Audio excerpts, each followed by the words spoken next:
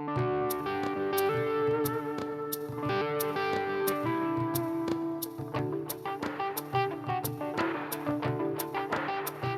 friends, welcome to Raising Lifelong Learners. I'm your host, Colleen Kessler, and this is the podcast where I encourage you to trust yourself and your differently wired kiddos as you help cultivate their curiosity, encourage them to discover the world around them, embrace who they are wired to be, all while helping them discover their passions, interests, and raise them to become the amazing adults they're meant to be. Hey, welcome back. This is episode 277. Today we're talking all about helping your kiddos manage their feelings. Big feelings come along with raising gifted, twice exceptional, and otherwise neurodivergent kiddos. And this episode is all about practical ideas that you can use right now to help your kids and yourself manage those big feelings. So this is going to be a good one. I want to give a special shout out and thanks to CTC Math for continuing to sponsor us. And I just want to let you know I appreciate you. Thanks for being here.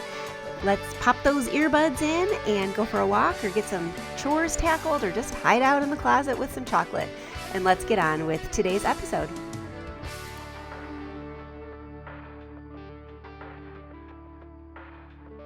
Hey there, welcome back. I'm so glad that you're here with me today. It's just, I know there's so many places that you can spend your time, and I'm honored that you are spending time with me here on this podcast. If you're anything like me, you've had homeschool days that just have not gone the way that you wanted them to go. You're raising quirky, outside the box thinking, neurodivergent kiddos. They might be gifted, they might be twice exceptional, but they are off some days, right?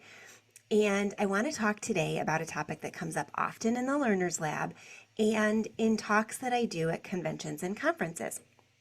It is about helping our kids manage and regulate their emotions. So in the Learners Lab in the month of May, so this month coming up, we are going to be deep diving into helping your kids manage their emotions, talking about what emotional regulation looks like, and just really thinking about and working together as families to find out different ways that we can regulate ourselves so that we can be successful in all other areas of our lives. Because the thing is, helping our kids manage their feelings and being able to manage our own feelings have long-reaching effects. This touches all aspects of our days, our lives, and our homeschooling and our parenting. We're going to talk today about why emotional regulation is essential for learning, how we can spot the roots of big problems that might be coming up and big emotions that our kids might be feeling. And most importantly, we're going to dive into some practical strategies that everybody listening can start using right away to help your kids and yourself find more calm, more connection, and more confidence in your parenting and your homeschool days. Okay, so you ready for this?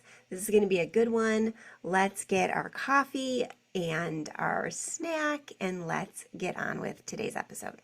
So let's face it, homeschooling brings us face to face with our kids' emotions all day, every day. We get all the ups, all the downs, and when we're raising neurodivergent kids, when our kids are twice exceptional, gifted, autistic, they have ADHD or other neurological or psychological or mental health or learning challenges, they're going to feel bigger emotions. Their highs are going to be higher, their lows are going to be lower, and because we're with them all the time, we're the ones that are going to help them feel it. We are going to get the brunt of it. I remember saying once when one of my kids was younger that I was like their metaphorical punching bag. I was the one, because I was the safe space, that got all of the anger, frustration, but I also got all of the elation and just happiness and joy. But those highs and lows can really wear you down. So we want to be sure that we're teaching our kids really good coping strategies and good ways to manage their emotions so that we are able to handle and help them too. At home, we're everything, right? We're the parent, we're the teacher, we're the counselor, we're the chef, we're the taxi, we're the confidant, we are the disciplinarian, we're everything. So of course we're going to get everything too. The thing is, emotional regulation isn't just nice to have, it's foundational. It's crucial. It is a life skill that will give them the tools they need in order to be successful throughout their entire lives. And therefore, it's crucial for us to be working on from the get-go. Emotional regulation affects everything. It affects our kids' learning, it affects our kids' relationships, their confidence, and their overall well-being. And here's the thing. Brain science supports this. When our kids are stressed, anxious, overwhelmed, their brains can't take in any more information anyway. So when we work with our kids on learning how to manage their feelings, we're actually helping them understand how to feel what they're feeling and how to come down from it or come up from it so that they can do the things that they need to do in everyday life. I know I have days where I just don't feel like doing anything. But I still have to get up. I have to make sure my kids are fed. I have to make sure they get to where they need to go. I need to make sure that they're learning something and they're being responsible members of our family and society every single day. So yeah, while I can be sick if I need to be sick, I can't just shut down. I need to be able to keep going, and our kids are going to need to keep going too. They need to know how to bounce back when things are going wrong.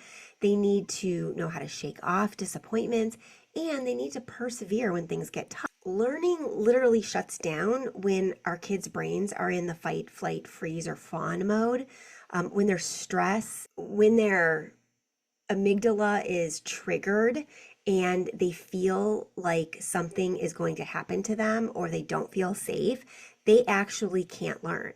And so we really need to make sure that we're teaching them how to regulate so that they can learn. If we want our kids to thrive academically and as whole people, helping them manage their feelings and emotions needs to be part of our everyday. It needs to be part of the things that we're doing within our curriculums. It needs to be a common thing we're talking about as family around the table, to each other. We need to be normalizing the conversations about regulating emotions and emotions in general. I've talked about that on the podcast before. Making sure our kids know that feelings are valid, no matter what they are, is crucial to healthy growth in our kids. We also don't want to dismiss our kids. We want them to know that they can come to us no matter what they're feeling or experiencing. I was down here working just tonight, and I'm right below my daughter's room, and I could hear her coughing. She's been struggling the last couple of days, not feeling well, and I could hear her coughing and coughing and coughing, and it wasn't stopping. So I stopped what I was doing, and I got her some hot water because I knew she wouldn't want tea, and I got her some honey packets to suck on and some cough medicine that we had, and I brought it up to her room. I didn't call her, text her, or go up there and ask her if she needed anything. I just brought her what she needed. Our kids need to know that they're safe, whether they're feeling something physically, emotionally, mentally, and that we're going to be there to help them so they can learn how to take care of themselves. When she's off in college next year, she's going to know that if she's feeling like she's getting sick and she's starting to struggle with her cough, that she can take care of herself, and these are some ways that she can do it. I want her to be able to manage herself physically and emotionally, so I want to give her those tools now while she's here in my home. And I want to do this for all my kids so they feel safe coming to me when they need me. Before we can help our kids manage their own feelings, though, we need to understand where those feelings come from, and we need to help them understand where those feelings come from. Spoiler alert, big emotions aren't about the math worksheet that's causing them to melt down or a sibling squabble. They go deeper than that. We had an incident today where one of my kiddos was working on math, and I thought that they were doing just fine. So again, I was working in my office, and I heard some like slamming of chairs, and I heard something get tossed across a room. It was light, it sounded like a pencil, and I called out asking if everything was okay, and I was assured that it was, but it didn't sound like it was. So I went out and I said, look, if you're struggling and you're having trouble with something, you need to ask me to help you. And they said that they didn't want to bother me and that they understood it, but they just made some mistakes. And I wasn't completely convinced. So I pulled up the lesson that this child was working on and asked them to explain it to me, and they couldn't. They were feeling frustrated and overwhelmed because it felt insurmountable to them.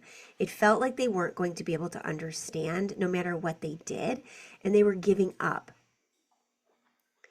Once I talked with them and we got to the bottom of what was bothering them, we were able to work through the problems together and solve a couple. And about 20 minutes later, that child was zipping through that assignment and got 100% on it. It just took a little bit of time to step back, understand that everybody struggles sometimes, and then come back to it when they were feeling a little bit less stressed. Many, many times, our kids, especially our gifted, twice exceptional, or neurodivergent learners, feel things more intensely than we would expect. I am going to link in the show notes for this episode to a bunch of articles and posts that I've written over the years about emotional intensity in gifted and twice exceptional children in particular, but neurodivergent kids in general. And I would encourage you to go back and read through some of that. I'd also encourage you to read one of my most highly recommended books, Emotional Intensity in Gifted Students. It's by Christine Fonseca. I've had her on the podcast before, so I'll link to her episode as well. But while her book is geared towards parents and teachers who have children in school, all of the information is so, so good. It's such a great breakdown of why our gifted and twice exceptional kids feel emotions so much more intensely. Why those big highs are so much higher and those lows are so much lower. It's completely worth a read if you're looking for a book to read to understand why your kids are having these big emotions and to help them learn how to manage them. Sensory overload, perfectionism, anxiety about making mistakes, even just feeling tired or hungry, all of these things can explode into what looks like a giant meltdown in our gifted, twice exceptional, and otherwise neurodivergent kiddos. One of my friends and colleagues, Dana Abraham, who wrote Calm the Chaos, another book I'll link to in the show notes, says often, and I know this has been said by countless psychologists and professionals who work with children, but she has said it and in recent years, and I've heard her say it a million times. Kids aren't giving us a hard time, they're having a hard time. So we want to make sure that our kids know that they can get to the root of their problems and we're going to help them so that they can be successful. When we shift our mindset from how do I stop the behavior to how do I support my kiddos through this feeling, everything starts to change. We're able to help our kids help themselves and grow and be successful through that growth. We're also able to help them become able to step into the amazing people they're meant to be, because our kids are meant to be amazing. They're already so unique, creative, intellectual, and just fun, and we want them to find the best versions of themselves. And so helping them manage their emotions and shifting our mindset from stopping problems to supporting our children learn to manage themselves is profound and will help us help them be the amazing. So what can we do to help? Okay, it starts with creating an environment where feelings are safe to have and they're safe to talk about. I have mentioned this before on the podcast and in countless posts and articles I've written both on my site, on other people's sites, and in magazines. But we want to create an environment where our kids feel safe. We want to be that safe place to land. In my book, The Homeschool Advantage, A Child-Focused Approach to Raising Lifelong Learners, I talk about being your child's person and being their safe space. So no matter how old they are and how old they become, they're always safe and feel safe to come back to you when they're struggling. We can do that in a few key ways that we can start right now today. First of all, and I think most importantly, prioritize connection over correction. Hey there. Okay, you've heard me talk about CTC Math for a long time, and I've been sharing testimonials from other people about it, but I want to share my own right now because it's been a while since I've talked about how we're using CTC Math. CTC is an amazing sponsor. They support our work here at the podcast. They actually sponsor a lot of different homeschool businesses and magazines and events because they're so committed to making sure that the homeschool resources you have at your fingertips are available to you, that you have access to what you need when you need it. I love CTC Math for that part of who they are, but I also love CTC Math as a customer. I have been a paying customer for years and years. My kids are using it in very different ways, and this is what I want to talk about. I've talked before about its adaptability, but let's talk about this. I'm 16 years into homeschooling. This is my 16th year, and our kids are using it very differently. I've got one kiddo who's very advanced in math.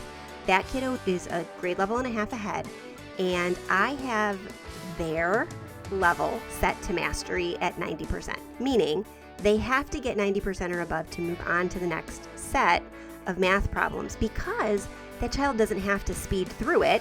They're already a year and a half ahead. And so I want them, if they're going to continue to accelerate, I want them to accelerate with deep understanding.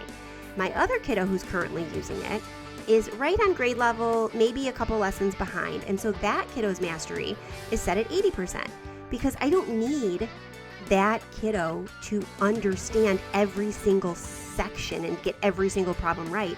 I need that kiddo to understand the big picture of the concepts, get at least a B's level of work done so that they can move on to the next level because that particular kiddo is probably not going into a mathy career, but they need the basic understanding. CTC allows the flexibility to do that. If you've got a kiddo, say in late elementary school, who is absolutely brilliant in math and can skip ahead to some high school level math, your subscription includes all the way up to calculus. You don't have to wait. You don't have to buy multiple levels of programs.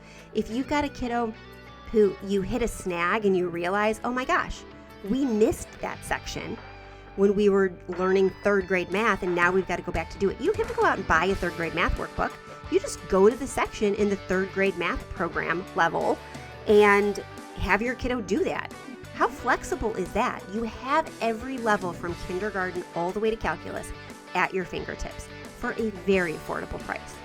Check out ctcmath.com. If you go over to the show notes and you click on the link, it will give you whatever the current discount or special they're offering Raising Lifelong Learners listeners, and you can check that out and take advantage of that.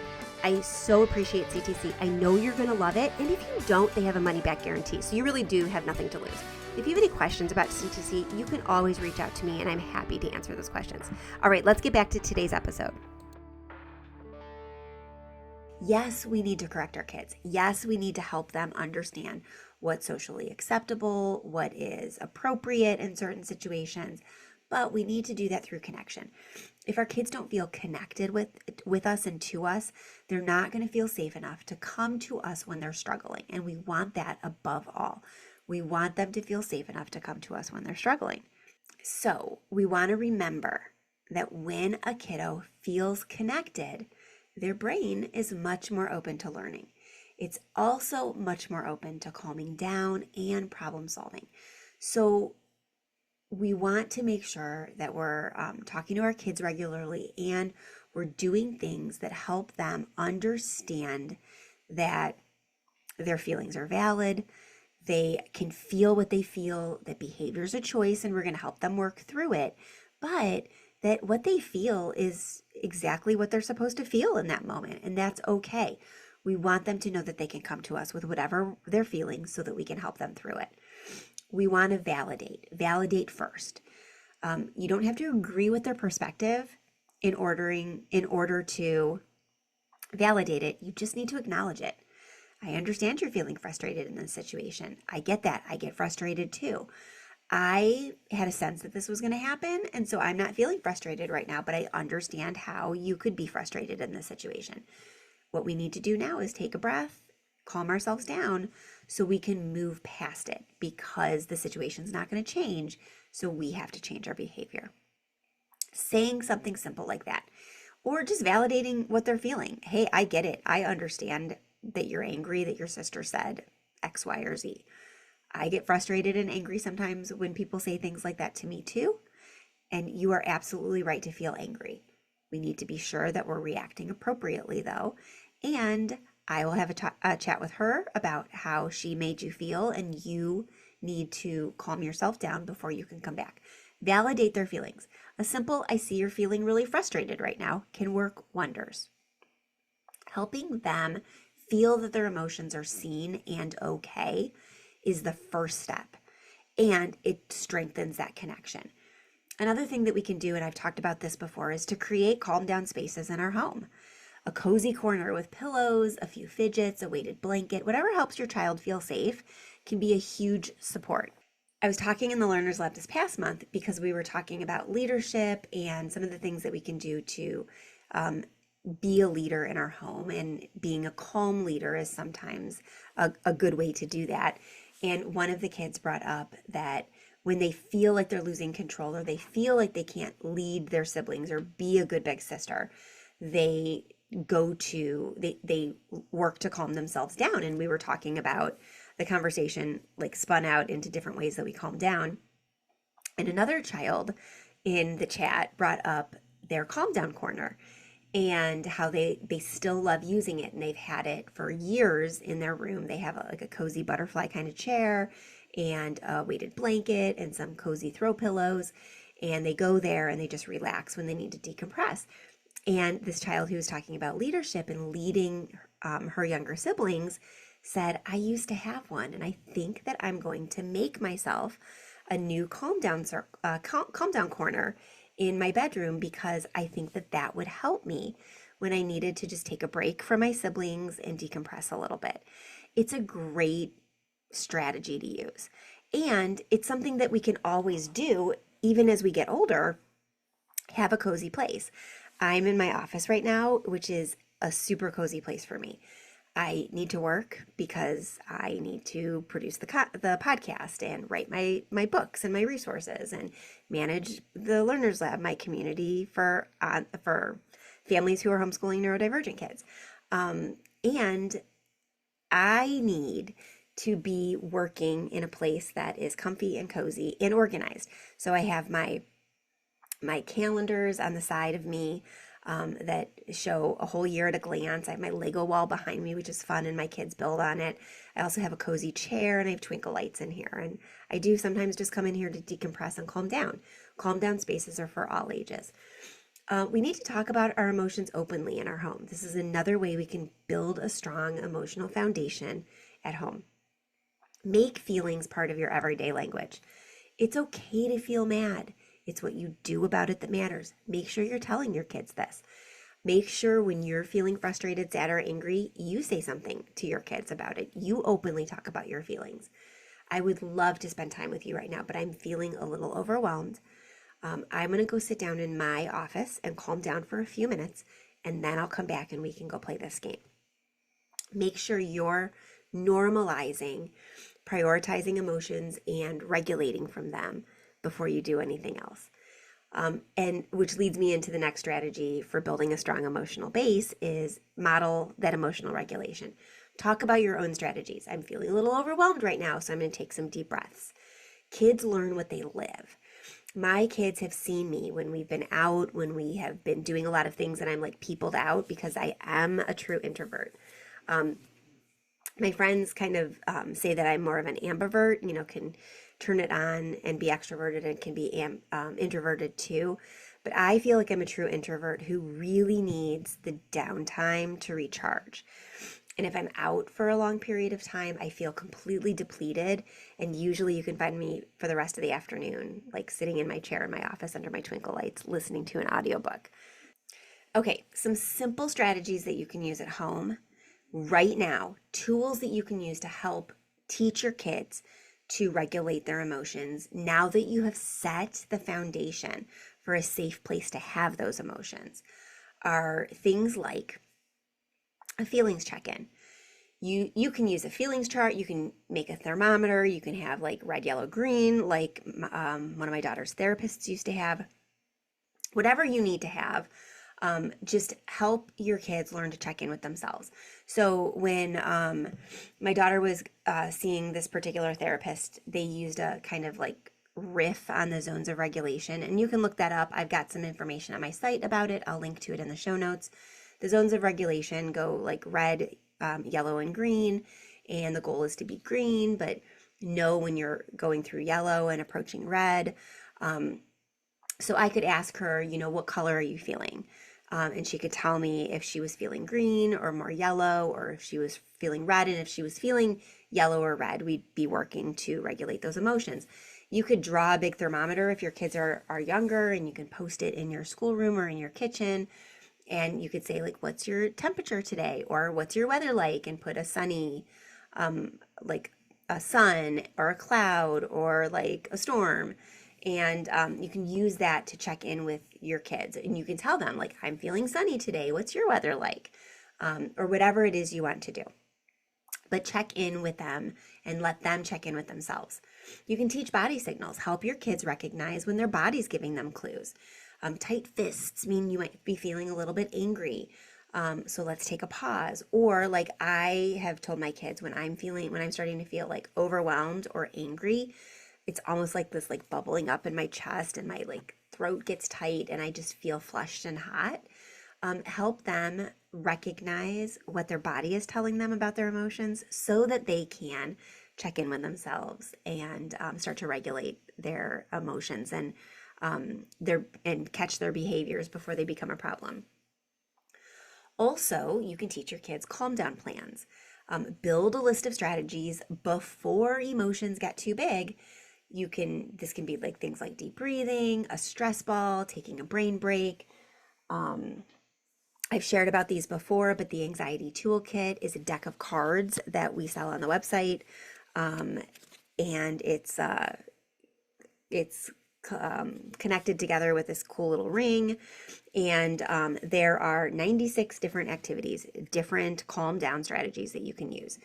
They're divided into different sections. There's a section for like things you can do at home. So those are the kinds of things that might take a little bit of setup, or things you can plan in advance, like a calm down corner. But then there's also like managing when you're out and about. So like some quick strategies you can do when you are out and you can't go to your calm down corner. Different strategies for calming down emotions or fears, specifically at bedtime. And then mindfulness strategies. And mindfulness strategies are just strategies that help you get in tune with your body so you can start to recognize those body signals and regulate yourself through there. But I'll link to that in the show notes. You can purchase that on the website and we'll mail it right to you. In fact, my daughter, who struggles with generalized anxiety disorder herself, and struggles with managing her stresses, worries, fears, is the one that helps me package those up. So she takes great pleasure in sending those out to you and your kids, because she knows that they're going to help other people just like they've helped her. You can also have creative outlets. Creative outlets are great for managing emotions. Every month in the Learners Lab, we have a doodle club.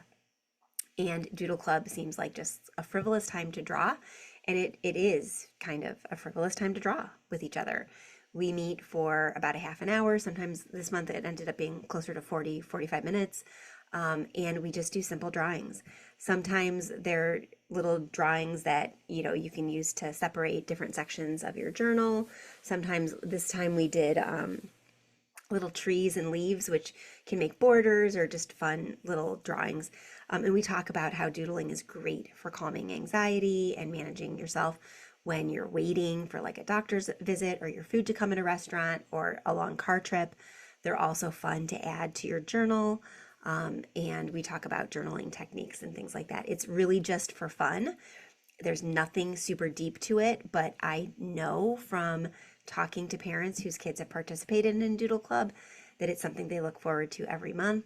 And they draw and doodle all throughout the month and enjoy it. So doing something that's calming. Legos is another thing. We have a Lego club every month, and it's the same thing. There are theme builds. You can come with a build and talk about it And then the amazing person we have who facilitates that, Miss Janae, does mini builds and gives kids a challenge and then puts on music. And everybody builds to the music, and then they break into breakout rooms and they share about their builds. So finding something that's creative and gives you a chance to do something that's an outlet for your frustration or your overwhelm. Art, music, dancing, journaling, any of these things are great tools for you to regulate and your kids to learn to regulate their emotions. A feelings first aid kit, like coming up with ideas, creating a personal toolbox. And I'm not saying it needs to be a physical toolbox. Draw a toolbox on a piece of paper and brainstorm with your kids a bunch of different coping mechanisms and strategies, positive self-talk phrases, calming activities that they can do when they're feeling overwhelmed. If your kids are little, they can draw these different ideas. If they're bigger, they can write them. You can make it as a list. I'm going to put a printable toolbox, feelings toolbox download on the show notes for this episode. So you can go over there anytime, raisinglifelonglearners.com/podcast. And you can find a link to this episode and all of the links to the resources that I'm talking about, along with a place to put your email address in so I can email you the download if you want it. If you want a printable feelings toolbox that you and your kids can fill out together, that will be there. You can also use books and stories to help your kids learn to manage their own emotions and feelings. Read books with them with characters who experience big emotions and work through them. Stories are a powerful way to learn emotional regulation skills. We have many book lists on the website, books for kids who struggle with anger, books for kids who worry, books for kids who have all sorts of different challenges. And I will link to a bunch of those in the show notes. I'll also link to, I have a big list of book lists on the site. So it's a post or an article or a landing page that links to all the different book lists we have. So you can just look through that if you're searching for anything related to any topic. So those will be on the show notes too for this episode. Here's the thing, and I want you to hear this loud and clear. Helping kids manage their emotions isn't about perfection. It's about progress. This is a work in progress. We are going to be learning to regulate our emotions better all throughout our lives. So are your kids. Just think about it. You lose your temper too. You lose your patience too. This is a lifetime learning skill. We get better at it and then we fall off. And then we get better at it and then we fall apart. And then we get better at it and then we go through a crazy year of ups and downs and we struggle with it again. This is going to be a work in progress all through yours and your kids' lives. And that's okay. It is okay, truly. Some days will feel messy. Some days will feel amazing, but you're going to get there. I promise. And I'm going to encourage you to celebrate the small wins. When you have a day that you all regulate your emotions, or a day that you do something or your kids do something that was hard for them before, celebrate that. In fact, next week's episode is going to be all about celebrating wins, big and small, and why it's so important for your kids to celebrate those wins. Here's the thing. Teaching your kiddo to pause and take a deep breath instead of yelling, and the day that they do it, like, that's growth. That is worth celebrating. You are building skills that matter. You're building skills that matter way beyond spelling tests or math assignments or a paper that they're writing. Yes, I know. I am a parent who has homeschooled her kids for the last 16 years and just got finished a whole round of college applications and just had her kiddo commit to a college that she's super excited about going to last week. Grades matter, assignments matter, subjects matter, but more than anything, emotional regulation, connection over correction, and being a safe place for your kid matters more than any of that. Above all, that's what matters. Because I'll tell you, as someone who just went through this, there's a lot of ups and downs in every process, in every new step. And the college application process is no different. And if my kiddo had struggled with managing her emotions, it would have been much, much harder. And there were times that both of us struggled with managing our emotions in this process. But she knew I had her back the whole time because we've built that connection. And I've taught her to regulate her emotions and that I'm going to be here even when she doesn't. You're building lifetime skills. You're helping your kids become strong, kind, compassionate members of society. And that is completely, totally priceless. You are already doing everything that you need to do as an amazing parent to amazing kids because you're learning, you're listening to podcasts, you're reading books, and you're doing the work every single day. You are a homeschooling parent who is in the trenches all day, every day. I'm so grateful that you're spending this time with me on a weekly basis, learning these new skills alongside of me. I'm learning them, I'm relearning them, I'm getting better at them, I'm continuing to fine tune my processes, and you can too. You are an amazing parent to amazing kids, and you've got this. You can do it. You can get them through this day and the next day and the next day and grow their emotional regulation and your own along the way. I promise you. There are tons of resources available for you over on the show notes for this episode, raisinglifelonglearners.com/podcast. As always, I'm so grateful to our sponsor for this episode, CTC Math. All of the support that they do and give for homeschooling parents everywhere is amazing and incredible. And if you're looking for a great math program, we love it. So check it out, ctcmath.com. I'll be back next week, same time, same place, another episode all about helping our kids be successful. We're going to be talking about those wins and why it's important. If you need anything, more support, you want a community that gets you and gets your kids, join us in the Learners Lab.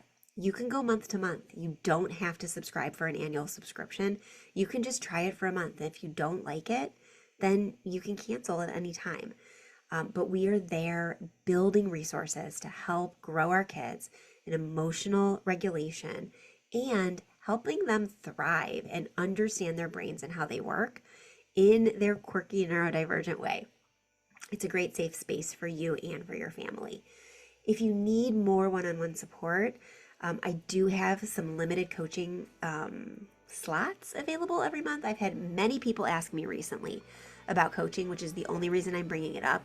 You can go to my website and under shop, you can find the information about my coaching and book a session with me.